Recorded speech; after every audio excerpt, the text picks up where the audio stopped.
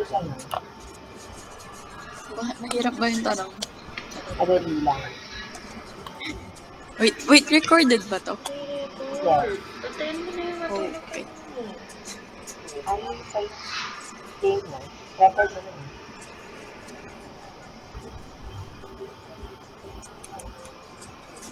Oras na. 6. Ready? 6 na. Alam mo nga. Okay, good afternoon. Thank you so much for taking the time to join us today. Kilala mo naman na ako, so together with my teammates, Nicole Clayton, Nicolai Alvarez, so we are currently studying Bachelor of Science in Psychology. So that is resulting in our Seoul University of Hong Kong. So this will be part of the research study of Okay, I'll set an alarm. eliminate the psychological and emotional effects of disposition, as well as how individuals reconstruct their identities, discover new meanings and purposes in the absence of religious beliefs. So, bago mag-start, Sino ba? naiintindihan ba yung boses ko? Or, go? Naintindihan ko naman. Malino. Medyo ano lang, ang tawag dito. Parang muffled sa end ko. Wala din kasi akong earphones eh. Ayun. Try ko magpalit ko.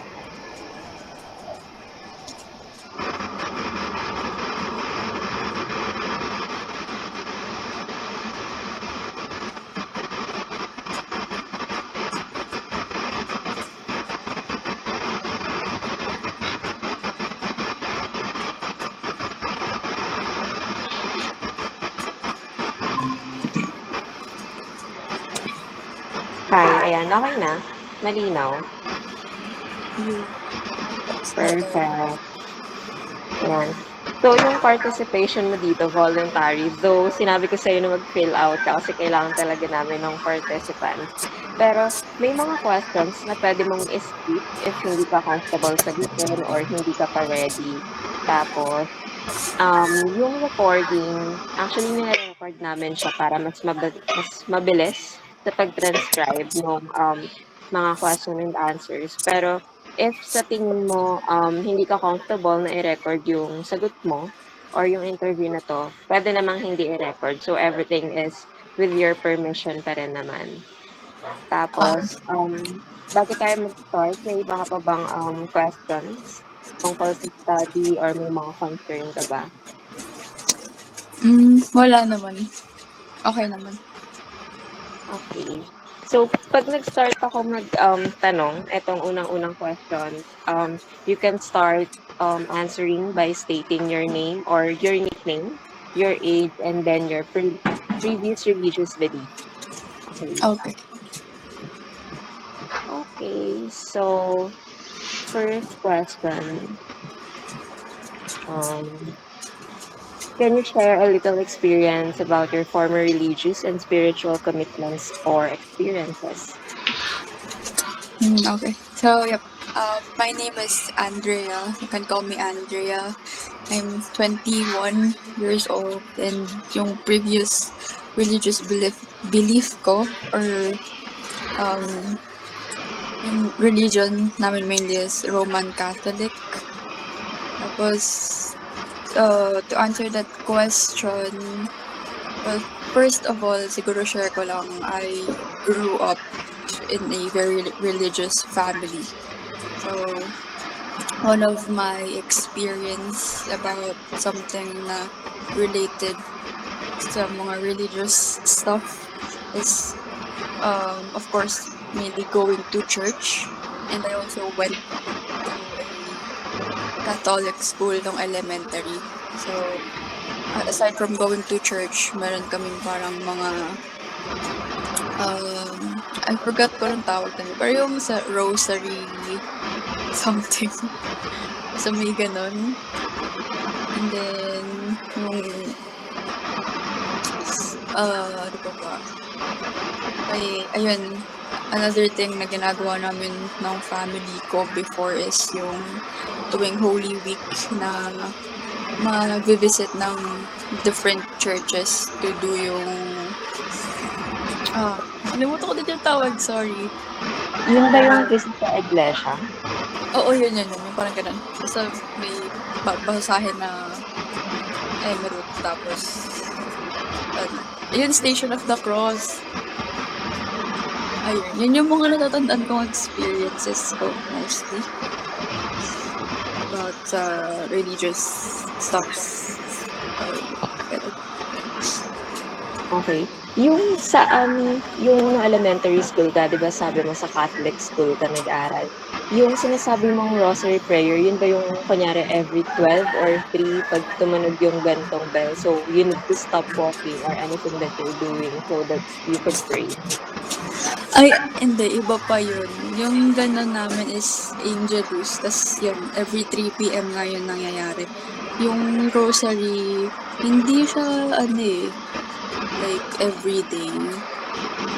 Hindi rin siya weekly. Parang rare lang din mangyari yun. Pero, if I remember correctly, tagal na rin kasi, parang, twice a month lang. Or once a month lang ata ako namin ginawa yun. Pero dito rin kasi sa bahay nagkaganon dati. Every 6 p.m. naman. Okay. So for my next question, what personal experiences or interaction or realizations do you have as you transition to agnosticism? Wait pa ulit ang question. What personal experiences, interactions, or realizations do you have as you transition to agnosticism?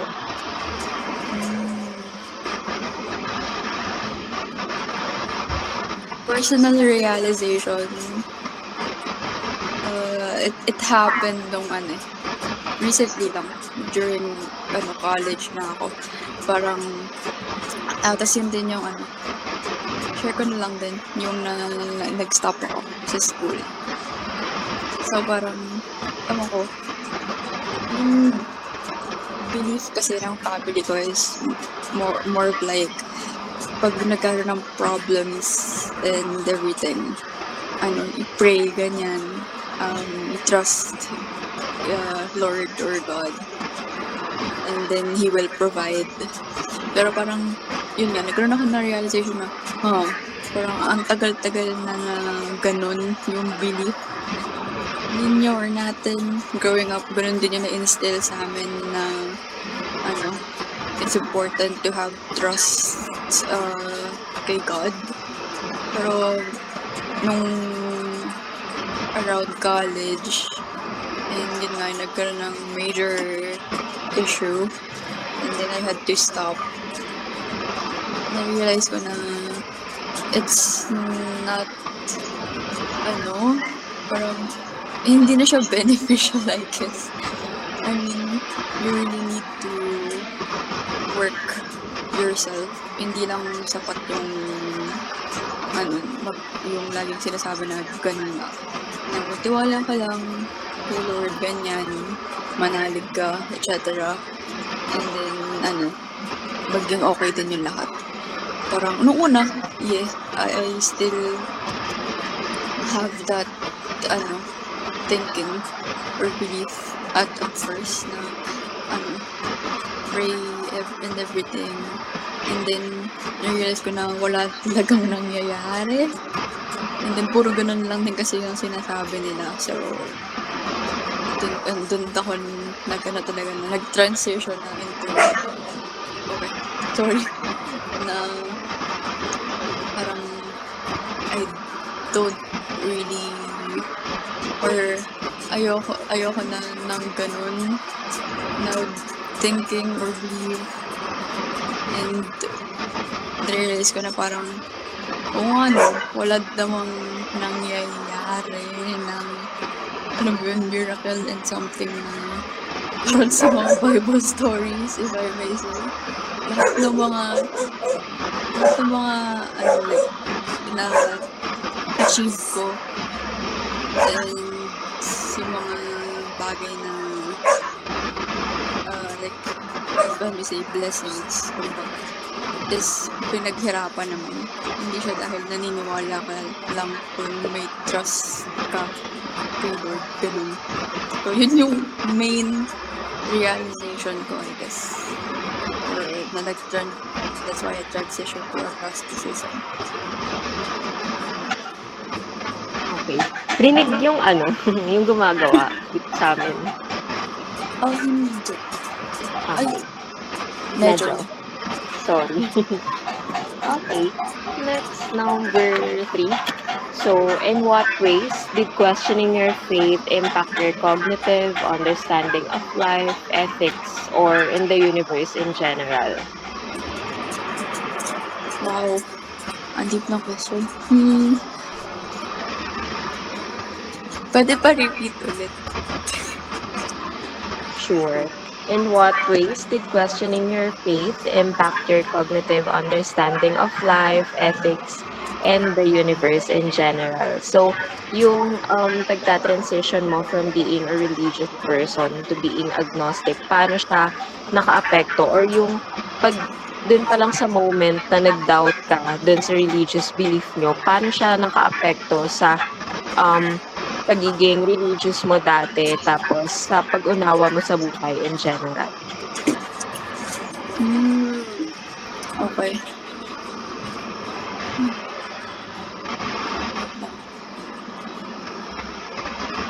Arrange ko lang yung thoughts.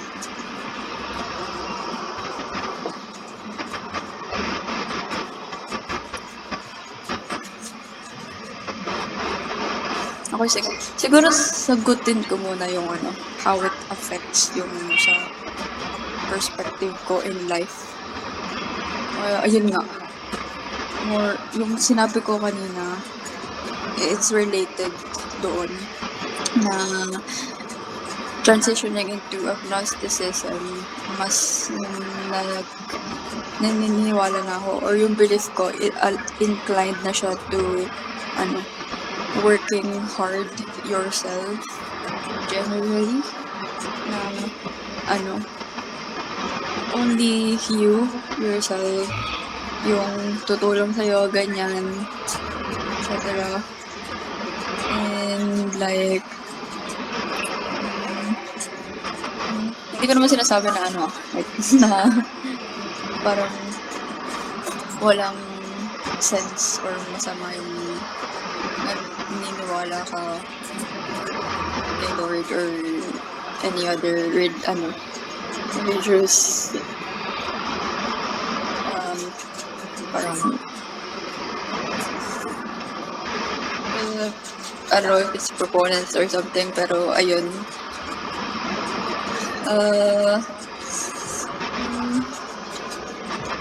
Like, at this point, if I may say, totally wala na talagang connection, anything with religious stuff.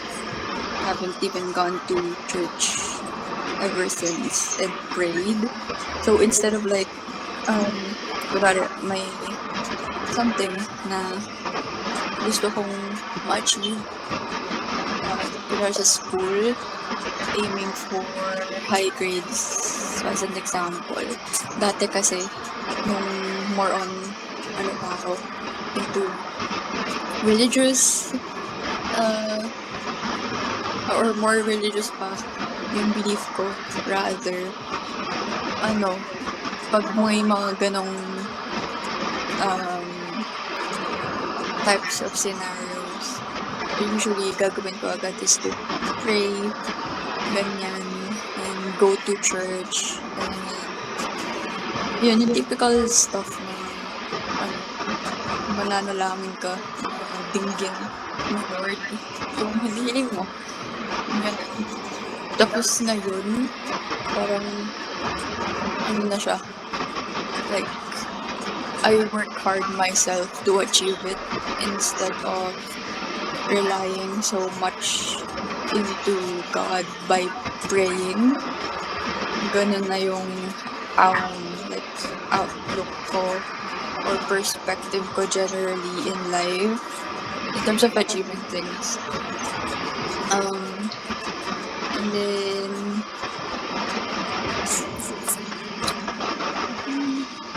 ano yung una aside from how it affect yung perspective sa life? Yung cognitive understanding mo.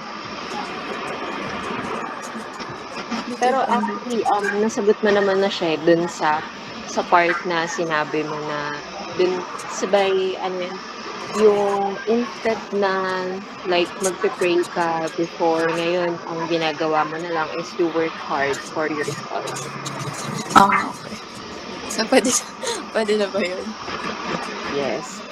Tapos, sunod ay, how would you describe the experience when you began to question or move away from your religious faith? Kumusta yung naging experience mo noon? Naging mahirap ba siya? At some point, naka-apekto ba siya sa mental health mo? Physically ba? May naging effect ba siya sa'yo? Ganun. I guess naging mahirap siya when it comes to communicating with my family. Kasi halos lahat talaga ng, yung belief kasi nila poured into yung mga religious beliefs na meron din sila na naturo din sa kanila. So like, nag-express ako ng mga parang concerns ko about anything. Madalas nilang i-rebut dun is, for example na lang,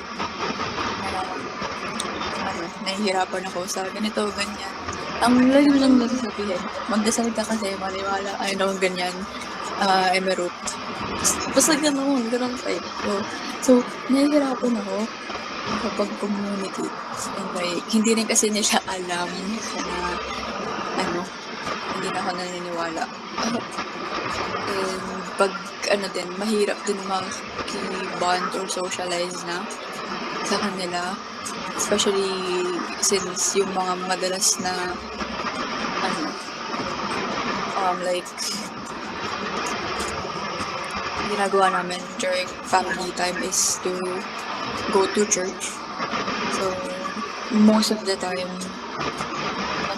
ayoko talaga ganun my end, pero wala akong choice but sumama and to be there. But deep inside during those times, like, I am so out of it during mass and everything. Sumasama na lang ako para wala. Yung presence ko nandun. Para no conflicts na dun, if ever.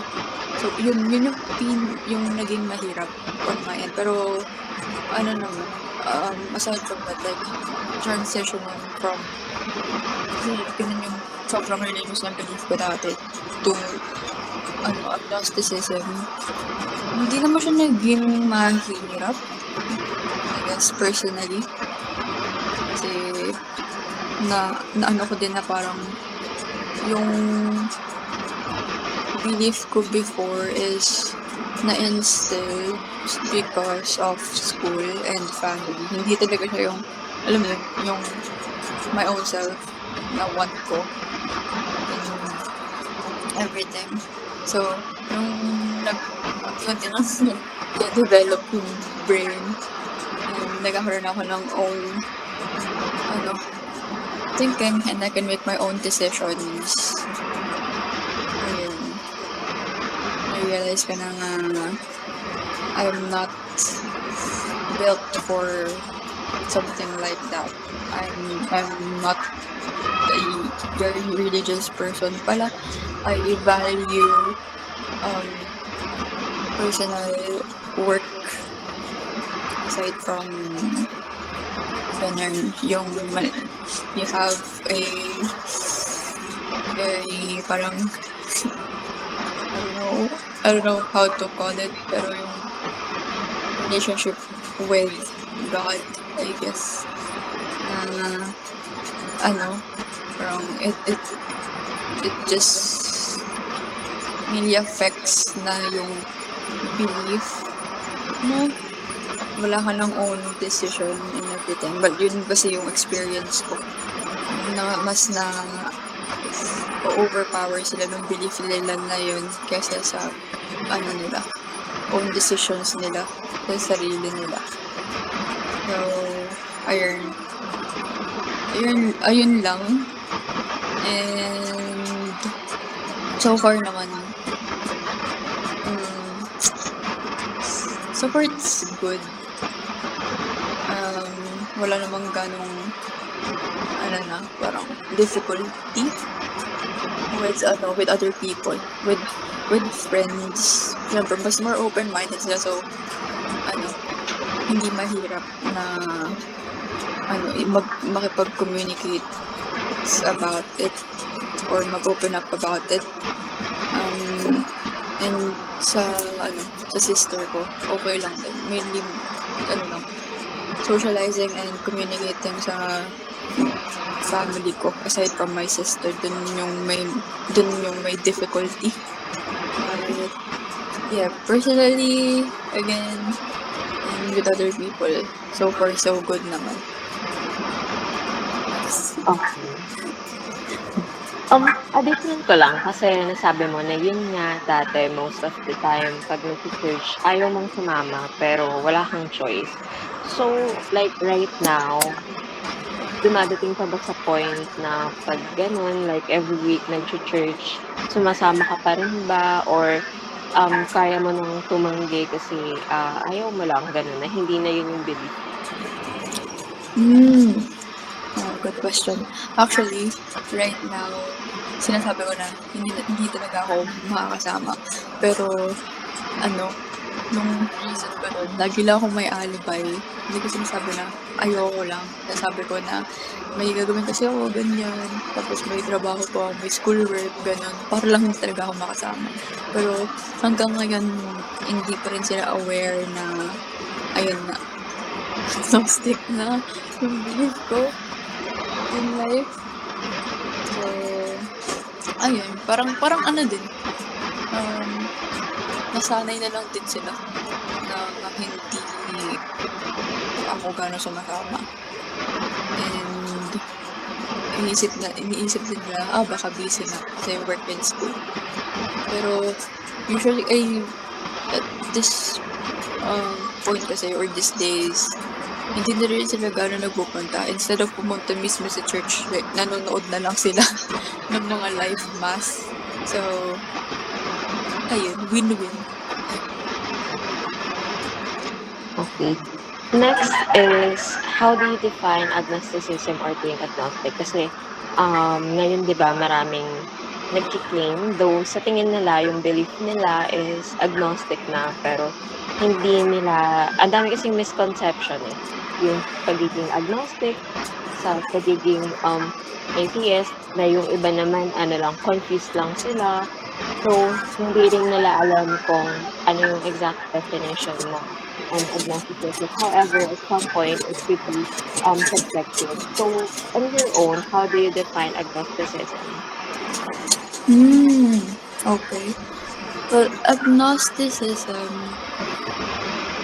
sa main description on how I understand it before, I believe it's like you don't really like deny the existence of God or a higher being, like unlike sa atheist, diba, na sa kanila wala talagang higher being or something. I believe sa agnosticism, hindi mo lang alam or walang definite answer kung nag-exist si God or hindi. So, yun yung naka-understand ko nun. And personally, yun din yung naging belief ko about agnosticism. I mean, hindi ako naniniwala na walang God or higher being, pero hindi lang ako naniniwala sa how do I explain it? Parang ang gulo din. Sorry. Pero, ayun, I mean, parang andun pa rin yung, parang siyang middle ground or in between. Na parang merong higher being, pero hindi ako naniniwala na nag-e-exist. Yun. Pero, parang at the end of it, yeah, I guess, meron ng, higher being. Ganun. If that makes sense. Hindi ko ma-explain ang Okay lang yan. So, parang, parang unknowable. oo, tawag dito, hindi mo naman dine-deny na nag-e-exist siya, pero at some point, if there's proof, i-consider mo siya, ganun. Ayun, yeah. Another explanation. Okay. So, how did your experience change after identifying more with agnosticism? So, like being specific, yung emotional state mo ba, paano siya nagbago nung nag-change ka na o nag-transition ka na sa pagiging agnostic? At some point, nabigyan ka ba niya ng relief? Or mas nagkaroon ka ba ng lakas ng loob na katulad ng sabi mo kanina na when it comes to difficult times, 'di ba? Usually magfo-focus ka na lang on working hard. So nung naging agnostic ka ba, parang sa'yo mas naging madali na lang ba i-resolve yung mga problems na meron ka? Ganun. Ito especially kapag kunyari, when you feel sad or when you feel depressed, do you think it's easier to cope with those feelings and emotions now that you are an agnostic? Honestly, mahirap when it comes to coping emotionally. Kasi nasanay talaga ako na, yun nga before na I pray pag nakakaramdam ako ng, when I feel sad, usually pray, ganyan. Para kasing, you have someone to talk yung feeling when you pray before. Kahit na, naman, parang wala namang sumasagot or hindi naman talaga alam if nag-exist si God or not. So, naging mahirap siya. Pero, I guess, aside from that, mas na-resolve ko yung mga problems na dumarating. Kasi, instead of, yun nga, mag-focus or mag-go with praying agad, I think of ways or I plan things instead of relying to prayers on how I can resolve yung problems. Pero coping emotionally, I'm still struggling with it, to be honest. But I have, like other outlets or other people na I can talk to. So, it makes things bearable. But, ayun, siguro nasanay lang din talaga ako before na pag may problems, to pray. Pero, right now, nasasanay na rin ako ng, to deal with it when I'm feeling down or something myself and apply yung mga strategies I guess na natutunan ko in school, how to cope with stress or pag naglulungkot ka healthily, ganun, instead of like just praying in hoping na masaya ka na ulit afterwards. So, yun, I focus more on ano na lang talaga, yung mga tangible things or experiences na we can do. So, yeah. Okay, next. Actually, ito nasagot mo na kanina. In what ways did your relationship with close ones change as a result of your transition? Or how did these changes affect you? So, sa family mo, nasagot mo siya kanina yun. Sabi mo, mas naging mahirap makapag-communicate. So, aside sa family mo, and then sa friends mo naman, okay naman siya. Sa ibang tao ba, like let's say stranger or isang tao na na-meet mo lang within a day, did it happen at some point na nag-open up ka about your new belief? Naging mahirap pa siya or yung, let's say, yung pagbuo mo ng relationship with other people knowing that you have a different belief tapos yung iba religious sila. Nagiging mahirap ba yun for you? Oo. Hirap siya honestly. Kasi hindi, andun yung feeling na ano, baka i-judge ka nila. Kasi di ba in the Philippines, ano, we're very religious. So, halos lahat din ng people na nami-meet ko is, religiously inclined. Parang hindi ako ganun encounter na they're agnostic or fully agnostic, if I may say. Kasi minsan yung mga strangers na nakakausap ko, sabi nila na, may times lang na, ayun, parang nawawalan sila ng, tiwala or paniniwala. Pero, deep inside, or at the end of the day, they still pray, ganun. And, I actually have one experience, but, fortunately, naging okay yung experience namin. Parang random lang na napunta sa ganun yung topic na naniniwala ka ba na may Diyos or ganun. Tapos yun, in-open up ko na, before, yes, pero right now, hindi na because of this and that. Tapos, naman, open-minded naman siya about it. So, naiintindihan niya. Pero, I guess, ang ayoko lang or nahihirapan akong open up about it or share about it sa other person or other people rather kapag mga boomers. Kasi feeling ko yun sila talaga yung type of people na kapag konentuhan mo ng ganun, they will lecture you and judge you instead of like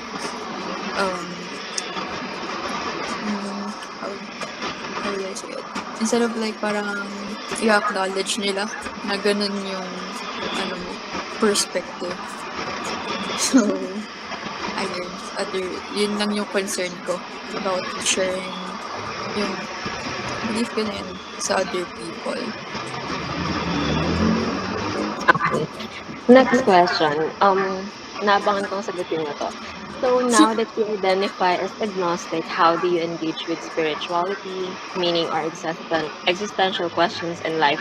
Kasi dumarating tayo sa point na nagkakaroon tayo ng existential dichotomy or mga existential crises. Ngayong agnostic ka na, paano yung nagiging outlook mo rin? Kasi diba pag religious ka, let's say when it comes to existential dichotomy, consider mo yung death. And then after that, nag-wonder ka, ano kaya mangyari after death mo? Would you go to heaven or in hell? Ngayon, pag nagkakaroon ka ng mga ganong thoughts or kahit yung questioning your own existence, paano yung nagiging outlook mo rin? Well, actually, meron kaming, I think nasa na-encounter ko yung view na to sa one of our subjects din. alam, um, I think alam nyo rin to, of course. But ayun, yung na-discuss sa amin yung existentialism, dun parang nagkaroon ako ng wow, eureka moment. Tapos dun na nag-align, I guess, yung outlook ko in life, generally. So, with existentialism kasi, it suggests na tayo yung nagde-define ng own meaning natin in life without or with absence ng higher beings. Basta focus mainly with us humans. So, pag nagkakaroon ng mga things na gano'n, well, kasi ang rare na niya para sa akin. Kasi I'm more inclined na sa existentialism na point of view. So, future outlook is anchored sa existentialism na rin. So, ayun, parang ang hirap na sagutin.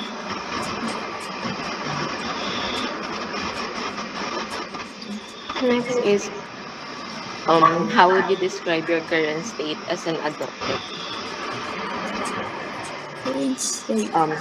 Let's say, right now, kasi kanina sabi mo, nasaging okay ka naman nung nag-transition ka na from being a religious person to being an agnostic. Ngayon, let's say, real time, yung ni-interview ka namin about being agnostic. Kumusta ka naman? Like, hindi ka ba dumadating sa point na, ito ba talaga yung gusto ko? Like, sure ka na ba na, ito na yung belief ko? Parang, simula ka muna nung ini-interview ka namin up until now, sumagi ba sa isip mo na nag-question ka ulit sa belief mo? Or okay ka naman talaga in general?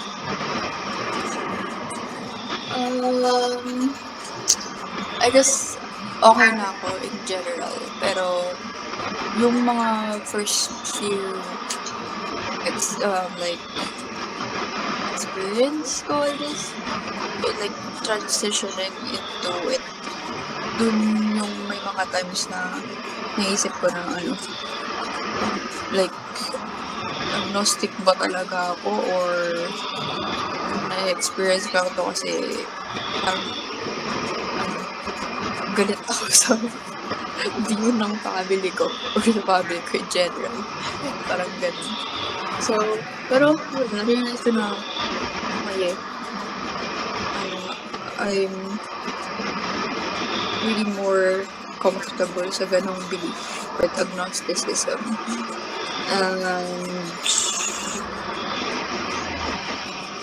Ayun, before, I guess, ano lang ako na may mga religious people, meron talaga silang main outlet, which is God, na pinukuhaan talaga nila ng strength and hope. They can really go through with life because yung strong belief nila na meron silang kasama lagi, which is si God. Pero pag sa agnosticism kasi, ayun din, and I'm anchored with existentialism. I'm, mostly nakadepend lang sa sarili ko.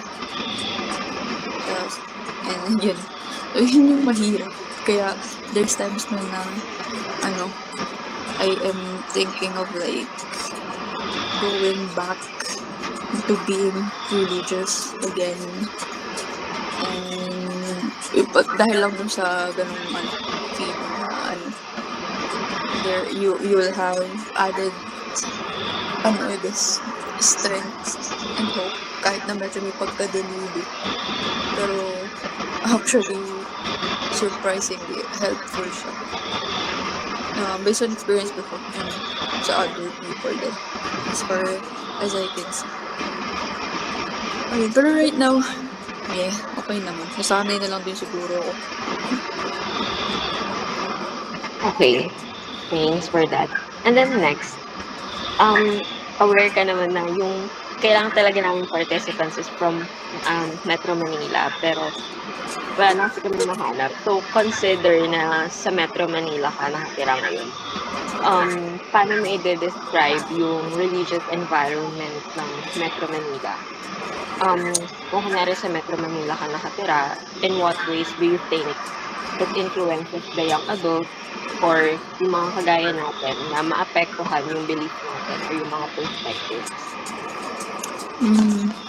Siguro mag-base na lang ako dun sa area ng boyfriend ko.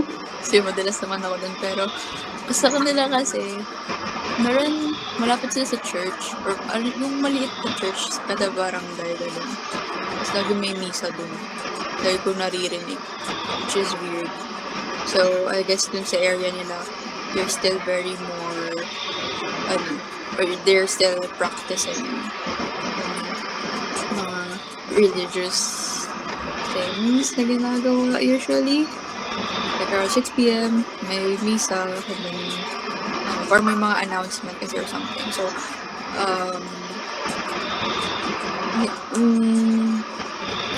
pero it doesn't, yung mga nakatira doon doesn't really, or not really, much more inclined to transition to agnosticism. Kasi yung environment is ganon. And, but, I guess in this era we're in, sobrang digitalized ng lahat. Wala na rin ganong time. Yun din kasi yung na-observe ko mainly. Wala na ganong time yung other people, especially yung mga younger ones na to make time for God and to pray. They're just usually inside and then yun, mga brain rot things, scroll and then play games. So I guess yun yung mas malaki yung effect. Pero in terms of the environment or area around Metro, dun sa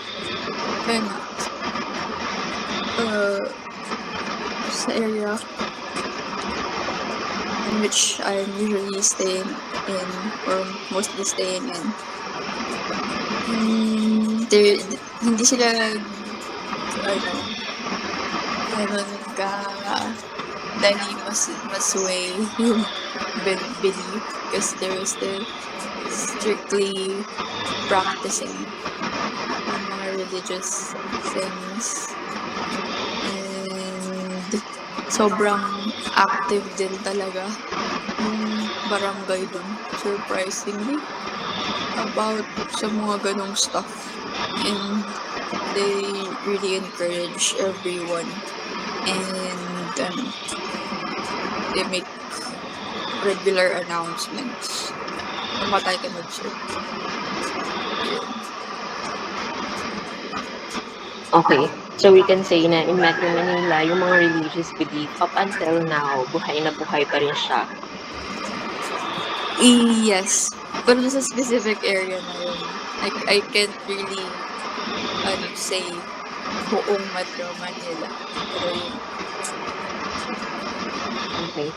So, for my next question, actually, dalawa siya, connected. What role did family expectations or traditions play in either supporting or hindering your shift toward agnosticism?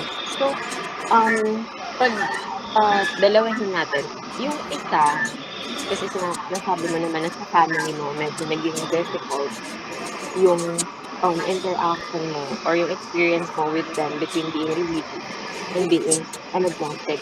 So, in terms of your family, ano yung naging role nila para mas mapadali or mas maging mahirap yung pag-transition mo sa pagiging agnostic? I guess more on napadali actually on my end. Kasi, ayun na. ay nakita ko na hindi na talaga kasi maganda yung effect nun sa personal lives nila. That's why mas napadali yung pag-transition ko into agnosticism kasi I have this like strong will deep inside me na ayokong magaya sa kanila na ganun. So, mas naging strong din yung drive ko into transitioning sa agnosticism. And nagpahirap lang doon is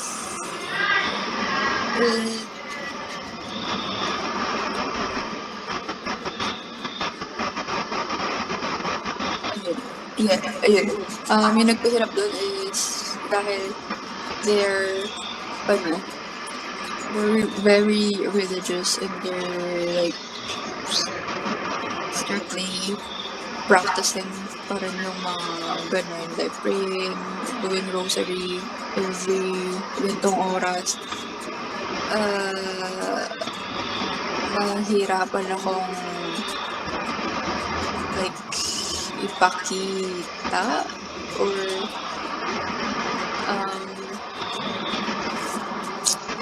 how can I say it?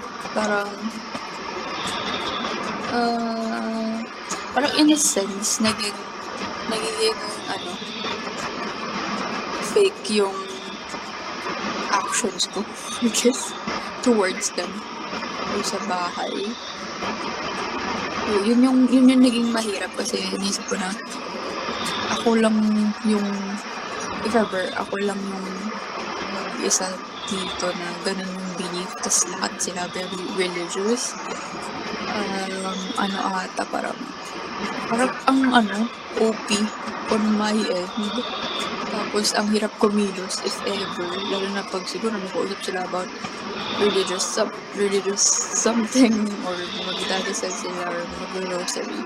So, ayun, naging hinder siya sa akin na mag-transition into agnosticism kasi mag-iiba yung routine ko sa routine nila and like magiging fake yung actions ko towards them. Ayun lang, I guess. Okay. So, parang yung role ng family mo, naging madali siya para bigyan ka ng reason na mag-transition from being a religious person to being an agnostic. Pero ang naging mahirap is yung process nung nandun ka na sa point na agnostic ka na. Oo, tama. And then next, who do you think supported you most or helped you navigate this transition? And paano sila naka-apekto dun sa time na nagta-transition ka na from being a religious person to being a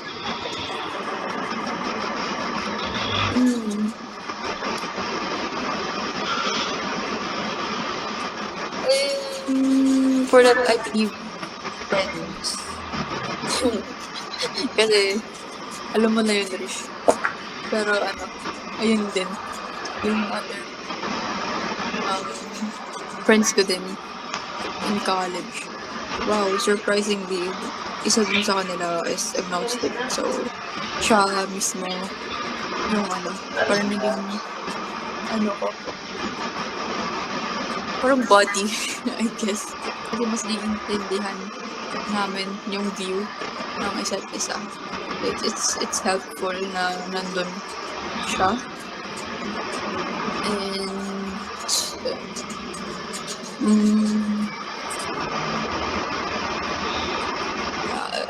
I don't think meron pa aside from friends actually kasi usually sila lang naman yung very open-minded sa mga ganung bagay. Even yung profs namin na now, hindi sila ganun ka-open-minded. Kaya hindi din helpful if mag-open or mag-share sa kanila ng ganung bagay. So, along the way, may naging helpful talaga sa akin na to be okay with it is or to feel acknowledged, or like or to feel na what my view in life is valid is my friends. Ayun. Okay. Next is, how did your education or exposure to new ideas, whether it is through formal education, self-study, or yung mga simple conversations lang with friends, paano naka-contribute yung mga ganong exposure na yun sa pagke-question nung religious belief mo dati? Ang laki actually ng contribution ng mga ano natutunan ko in school sa mga religious beliefs ko. Kasi nung elementary ako, dahil Catholic school nga yun, usually tuturo sa'yo talaga is more on God, ganyan. And how everything is revolving around God. And pagdating ng college, so mas more open or mas more malawak yung range ng topics na tinuturo. Nag-gain ako ng further knowledge about different views actually in life. Philosophical views specifically. And ayun nga, one of the things na natutunan ko is with the existentialism, as I've mentioned, and it really contributed dun sa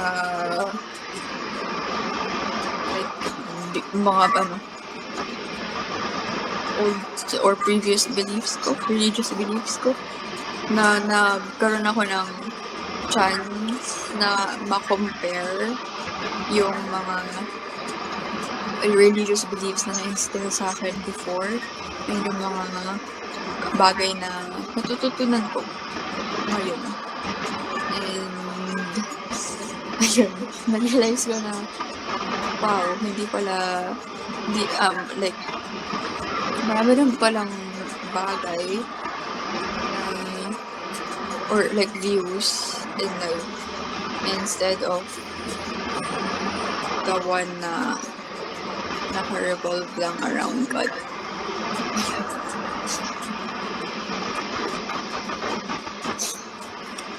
Okay. Yun lang. Yung next question is, what factors played a role in your transition from religious belief to agnosticism? How did your environment contribute to this?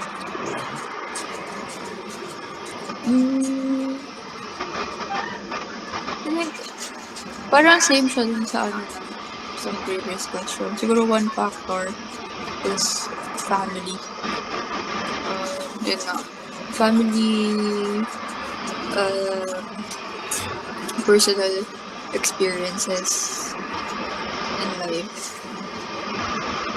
Like, major issues or conflicts. Like, ayun ngayon in dropping out of school. One of the major conflicts, I guess. And, I guess, yung in terms of environment, para kasing nakikita ko rin na ewan ko, hindi stereotype ko, pero madalas talaga yung mga very religious people, sila yung toxic yung personality out of church. Paglabas sa simbahan. So, yun isa din yun sa mga main factors kung bakit nag-go talaga ako, or I decided to fully transition into agnosticism na belief ganun. Okay. Yung next question ko, kanina kasi natanong ko na kumusta yung religious belief sa Metro Manila, kung buhay pa ba siya or what. Ngayon naman, itatanong ko sa'yo, sa tingin mo, paano na-perceive ng mga tao sa Metro Manila? Let's assume that nasa Metro Manila ka nakatira. Sa tingin mo, paano nila na-perceive yung agnosticism na belief? Is it something na nine-neglect pa rin, nire-reject pa rin nila ngayon sa society, or do you think it's socially unconventional for them? Hmm. Actually, ano, based on observation, hindi pa rin talaga nila accepted yung ganun. I guess. More, parang ano eh. Kasi, siguro kasi ano talaga, understandable. We're, ano, religiously centered as a community. So, pag nalaman nila na hindi ka naniniwala sa Diyos, ganyan. Para kasi ini-exage nila masyado yung ganong type. Parang,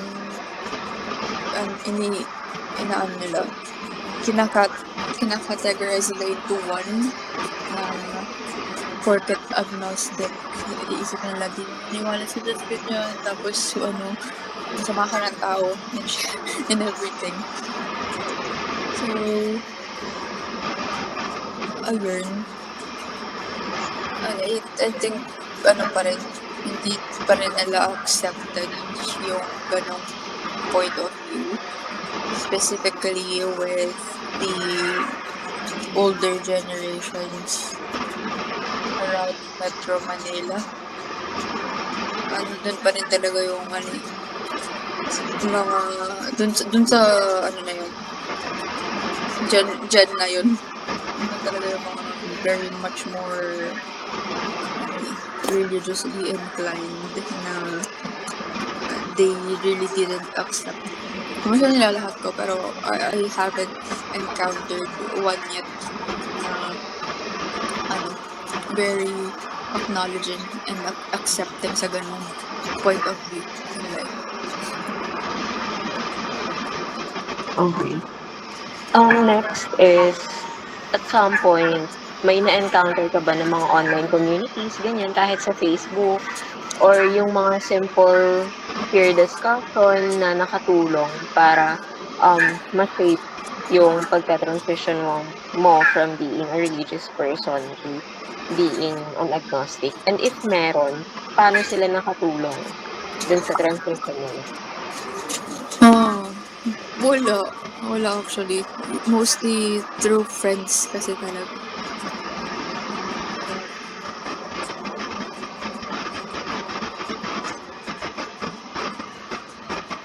Okay, next, what do you think the future holds for agnosticism in the Philippines?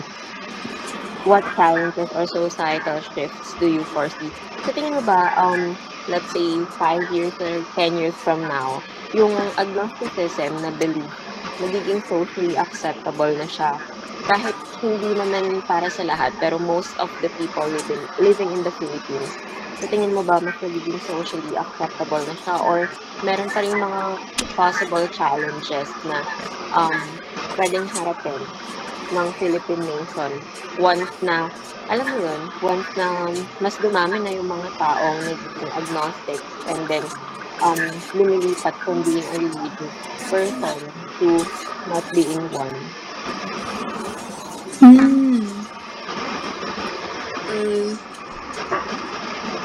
Future, thinking about it in the future. Hirap sabihin kasi yun nga, Philippines is one of the most religious countries. And like, yung religious faith natin is deeply woven into the culture, even politics, and especially sa daily life. At this point, I think yung agnosticism kasi is nasa minority position pa siya. And yun nga, often misunderstood and nasa-stigmatized, especially sa mga very traditional or rural communities wherein ang daming nandun yung mga older gens. But like in urban areas, um, one of the things I noticed then is like shift na yung social attitudes slowly.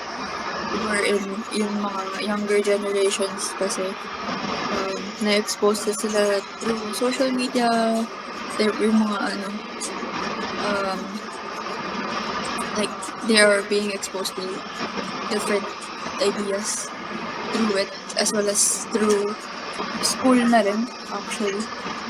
So, merong growing space right now sa mga religious or like interfaith dialogue. So, through that, I think in the future it's possible that agnosticism could become socially acceptable. Not really, mainstream, but at least it's going to be respected na as a valid personal belief or stance, especially sa ano especially right now na modernize na yung buhay and like na-emphasize na rin yung individual freedom of belief. Mas na kasi yung mga tao nila mas more vocal, I guess, with their own opinions and beliefs as seen through social media. So I think hopefully through that maging possible na they could accept or respect yung agnosticism as a personal belief.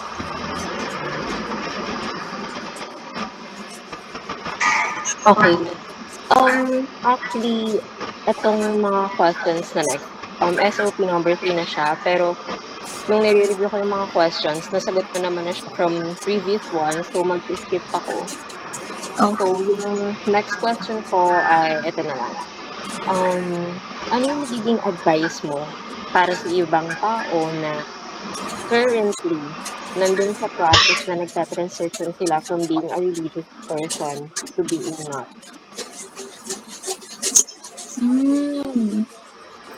That's right. Wait lang. I need time to think. Parang ang hirap mag-advise.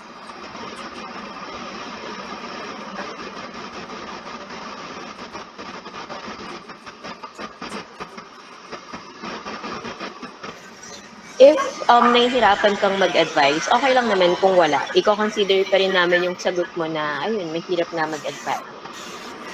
Okay. Wala na. Naka-pressure na ako. Di joke lang. I guess, one advice is to seek communities. Yun kasi yung, isang bagay na hindi ko nagawa. Yung sa question nga nyo nga na about peer forum film, I remember correctly.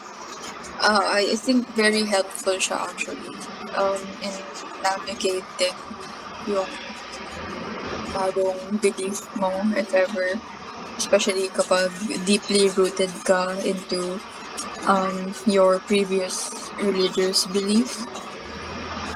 Kasi magka-question ka talaga ng maraming bagay. And ayun, isa na rin dun is yung mag-question ka if kung yun ba talaga yung gusto mo or nako-confuse ka lang. And with like the help of other people or a community, I think it will allow you to navigate it or navigate through the questions that you have much more smoothly and if not easier. And it will actually help you understand more, learn more about yun sa belief or perspective na yun if you're really aligned to it or hindi.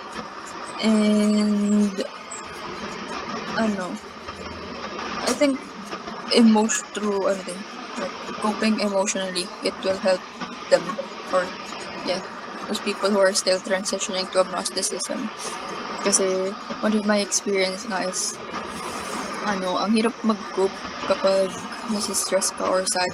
Kasi ano eh, like in our, I guess, culturally naturuan tayo na ano, to reach out to God during those times.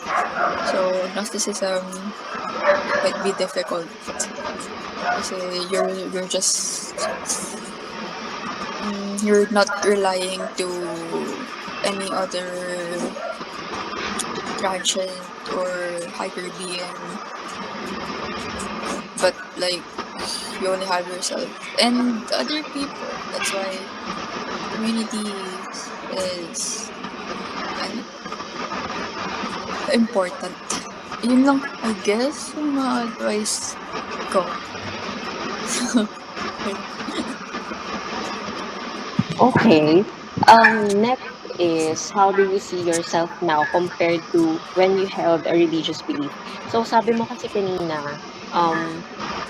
yung na-instill sa utak ko na ulit-ulit mong sinabi, yung, ayun nga, na when it comes to problems, mas naghahanap ka na lang ng way na para ma-solve yung problem na yun instead na, alam mo yun, mag-seek kay God or yung previous religious belief mo.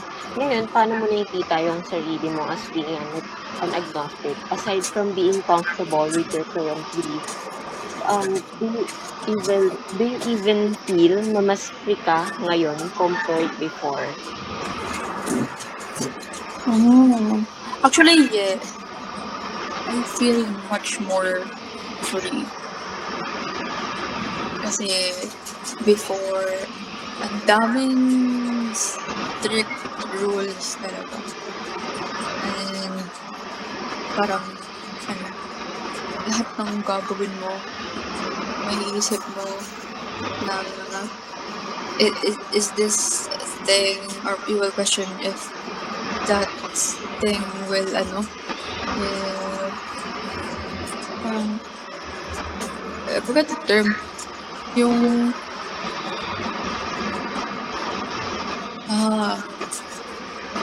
parang malalabag mo ba yung batas ng ni God?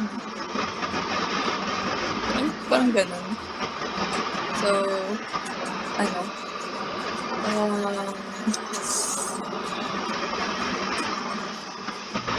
ang ano niya, ang stressful din, actually.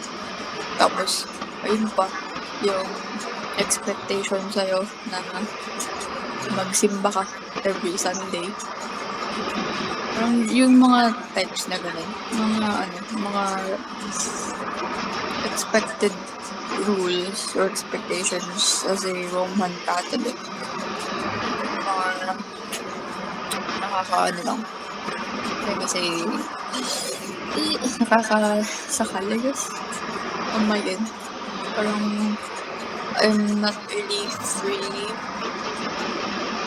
fully free, or I really have the freedom to do everything. Kasi I have to think of that thing or those things. So right now, being an agnostic, it's much more freeing sa feeling. So yeah, it's much more better para sa akin. Okay. Yung next question ko, maganda siya kasi connected ko din sa sinagot mo. So, sabi mo kanina, you feel more free ngayon kasi dati ang daming strict rules, tapos minsan iniisip mo if yung gagawin mo ba, malalabag niya ba yung batas ni God or hindi.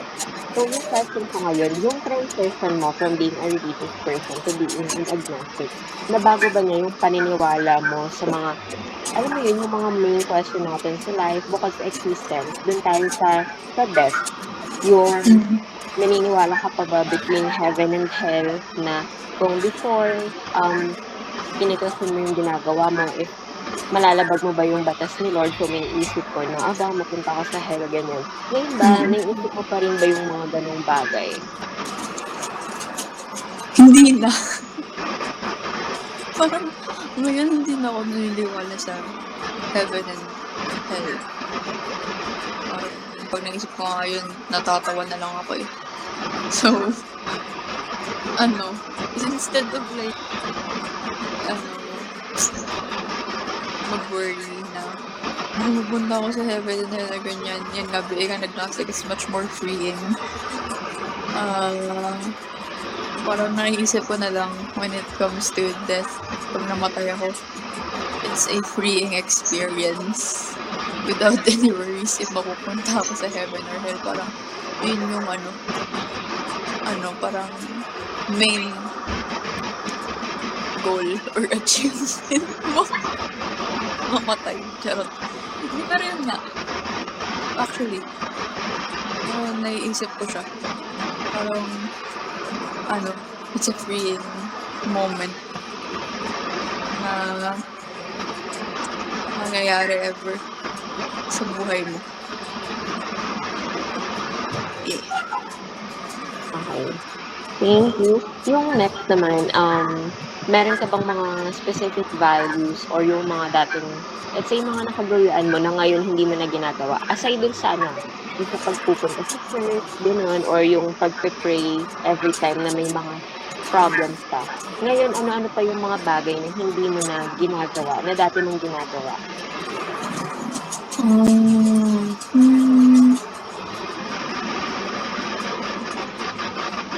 Aside from dun,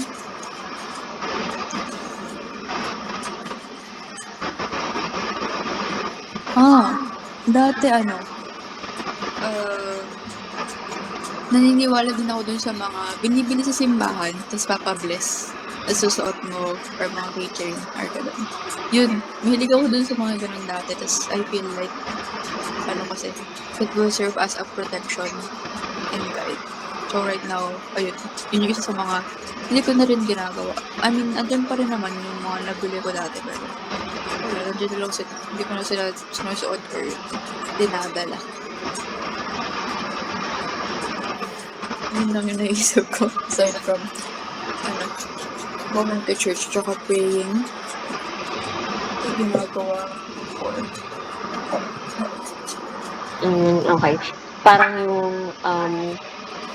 tawag dito. Actually, kasi ngayon sa akin na on my end, parang, pag tinatanong kita, parang din ko naiisip na na parang at some point pala naniniwala pa rin ako sa ganun. Kasi may mga time na yung pag si mama nagpupunta sa Antipolo Cathedral, tapos may binibili siya na, let's say, yung ganun na, keychain, tapos pinapabless niya. Parang ngayon pala naniniwala pa rin ako na may something doon na makakapagpa-bless sa akin. So, lagi ko siyang dinadala. Kaya nakakatuwa lang, na-realize ko lang. Naniniwala pa rin pala ako. Pero hanggang dun lang. Anyway, next question. 6, nasagot ko na. Given that, ito. Next question. Given that Metro Manila is predominantly religious, how do you think your shift to agnosticism affects your outlook on Filipino society and its cultural norms?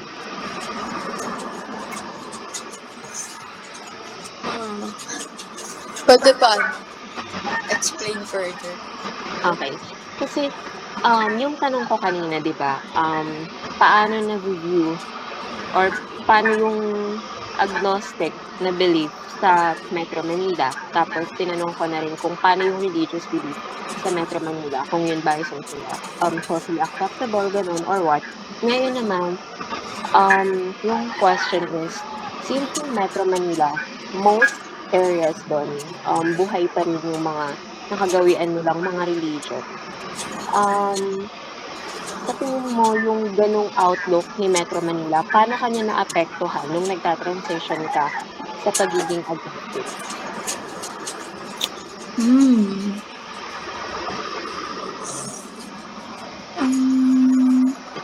I guess, parang same thing with my family. So, when I see na they're like praying or something. Ganun.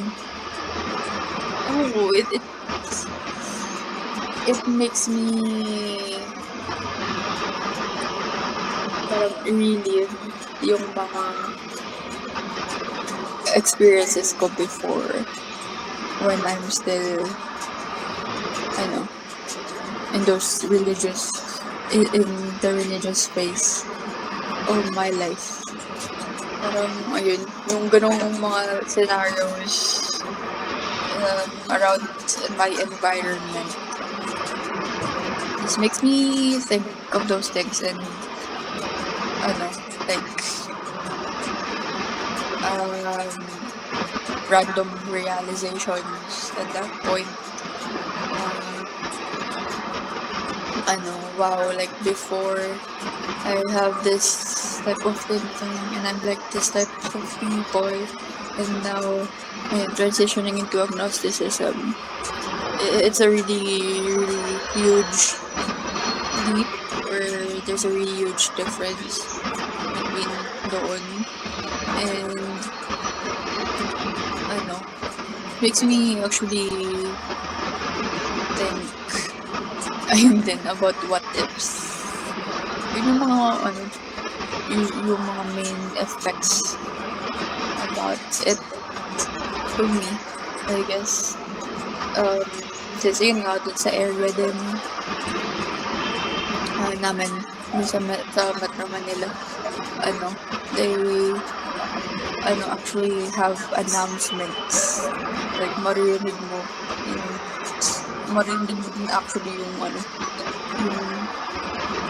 homily or misa itself. So, this takes me back on those times. Pero it doesn't really affect me that much. It's like hindering my transition into agnosticism. Parang wala lang. Reminisce. Mag-reminisce lang. But, other than that, wala. No. Okay. So, kanina, yung question is, paano naapektuhan ng paligid mo yung pagta-transition mo from being religious to being an agnostic? Ngayon naman, na agnostic ka na, sa tingin mo, paano niya naapektuhan yung outlook mo or yung perspective mo sa Filipino society na meron tayo ngayon, considering yung mga cultural norms na Pilipinas very religious pa rin talaga. Nag-iba ba yung tingin mo sa mga religious aspects na meron tayo sa Pilipinas? Or kahit din sa mga tao na may mga ganun sa rin dito? So, paano mo na sila ngayon nakikita na ibang-iba na yung paniniwala mo ngayon sa paniniwala mo natin?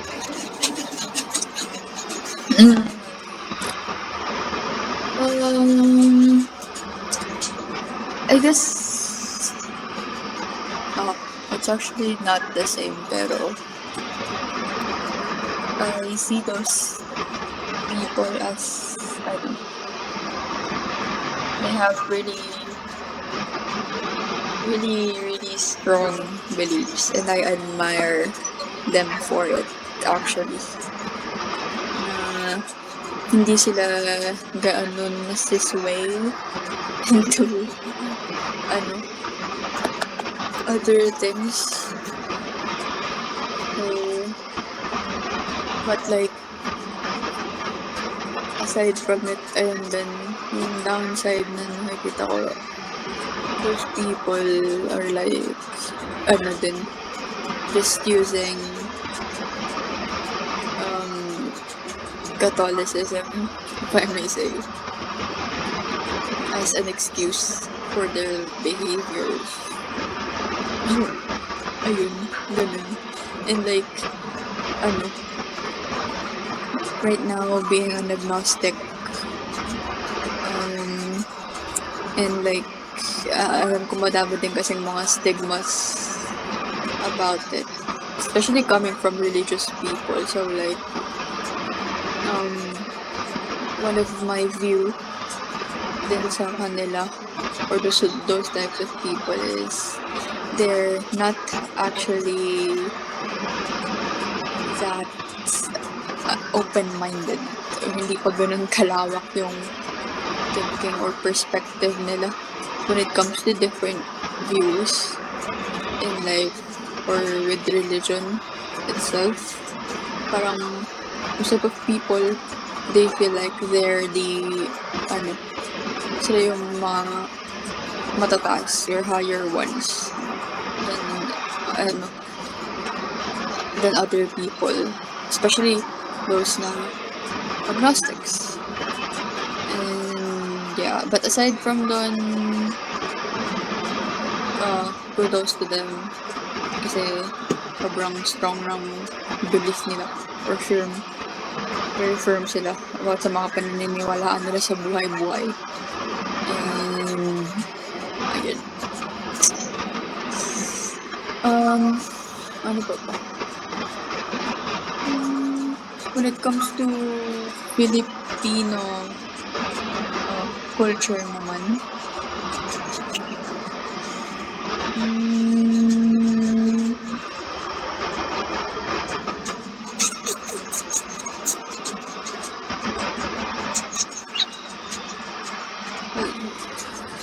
yung culture din kasi natin is religiously inclined. So, yung mga ganong aspects ng mga traditional culture natin ay hindi naman iba yung view ko on them. Actually, yung iba nga sinusunod ko pa rin, pero just for compliance na natin, I guess. Tsaka, ayun din. Kasi ang hirap talaga, ang hirap mag-adjust. Tsaka, predominantly spiritual yung culture natin as Filipinos. So, I still view them as is, and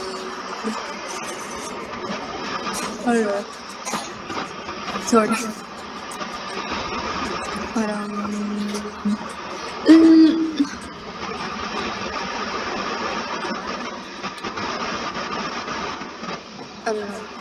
sorry, wala na akong maisip, pero ayun.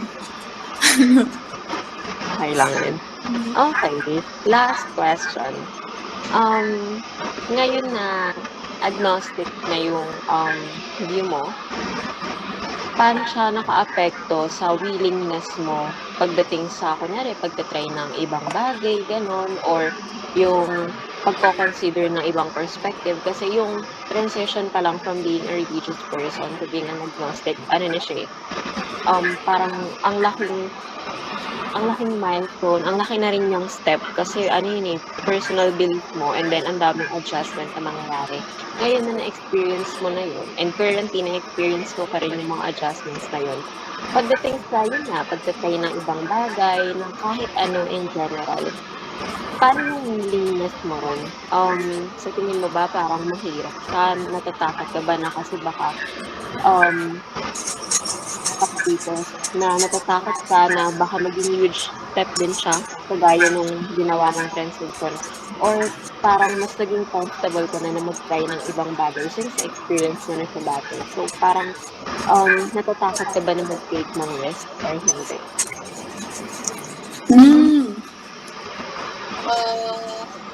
Before, yeah, takot ako mag-take ng risk actually, pero yun nga, being agnostic already, isa yun sa mga bagay, I guess, na merong huge risk transitioning to it, especially growing up in or living in a predominantly religious culture or environment. So, parang it made me, like, much more brave on trying out new things, actually.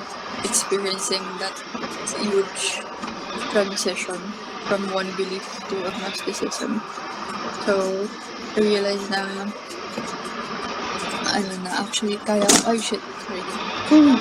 Kaya ko palang,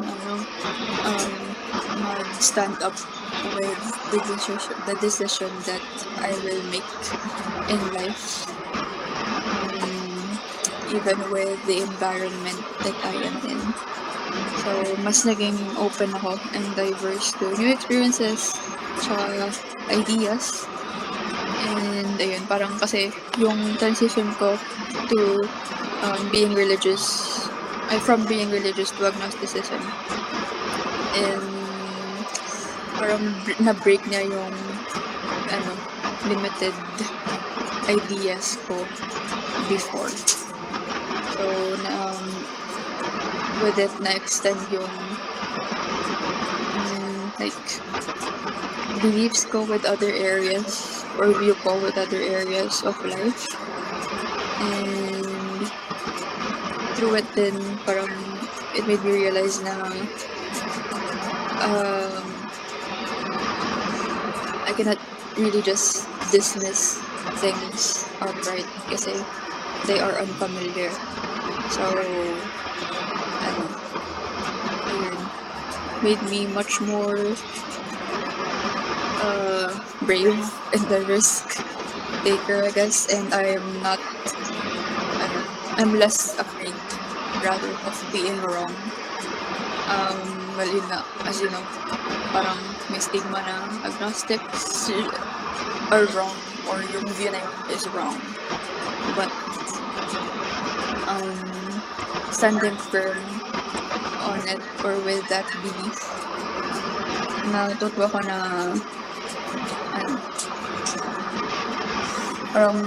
i-accept that yung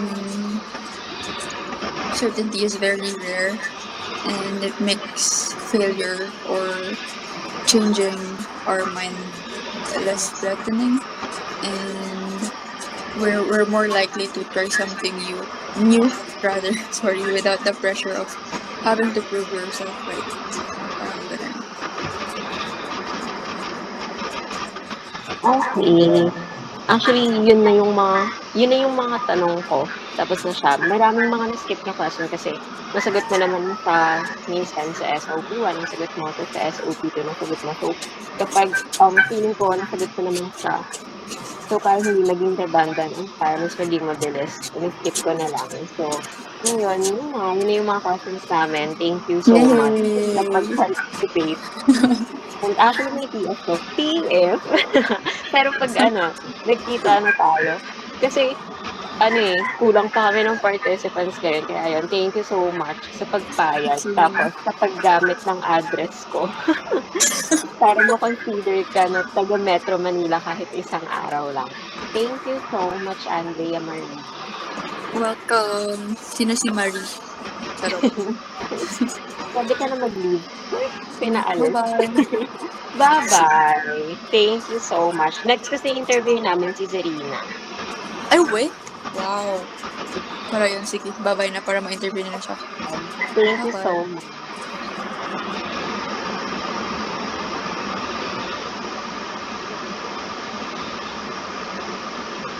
Napaka-perfect mo naman na kanya. Perfect naman ng tao na.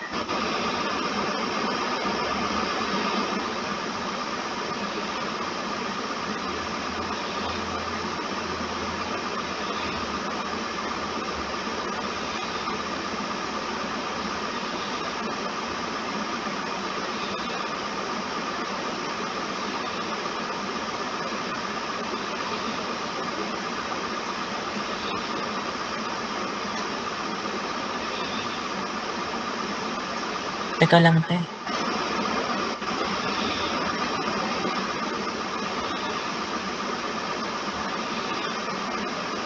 I-open ko lang yung ano.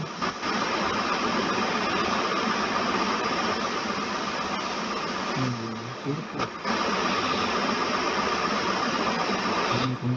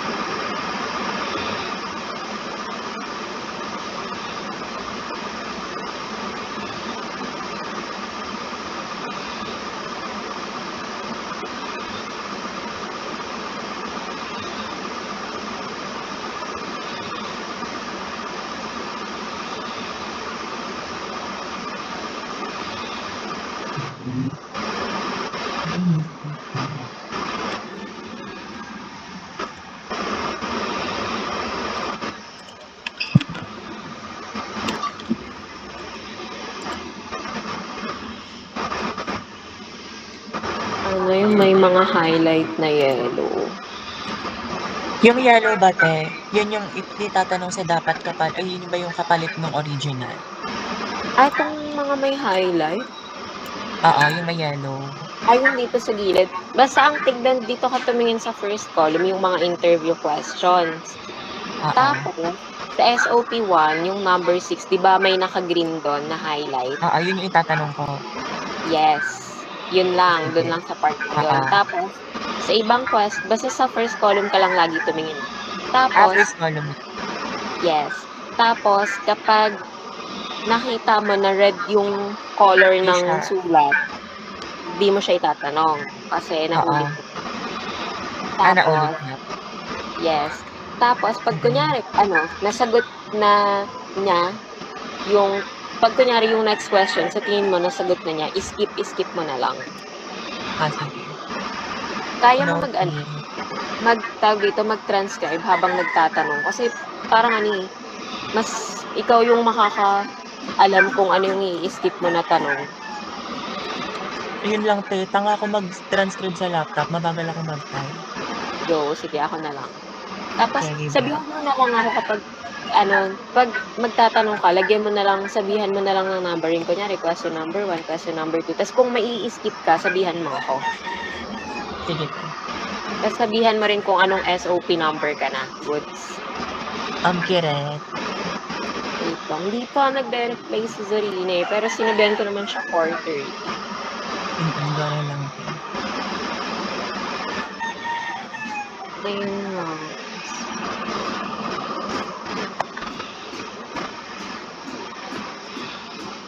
Tapos, saan na yun? Diba meron tayo dito yung nag-fill out, yung na-Elgas ba yun? Oo, hindi pa siya nagre-reply sa akin, te. Pero kilala niyo siya? Kakilala ko yun sa FB friend ko kasi yun. Okay. 1, 2, 3, 4, 5, 6. Dalawa na lang. You're set. 6, 7, 8. 6, 2, 4, 6. Tatlo pa pala. Kasi yung Tatlo isa pa, oo. dry up. Tagal naman dry. Gusto niyo leave muna tayo, tapos sabihan ko na lang kayo pag andyan na siya. Para lang, te. Sige. Okay.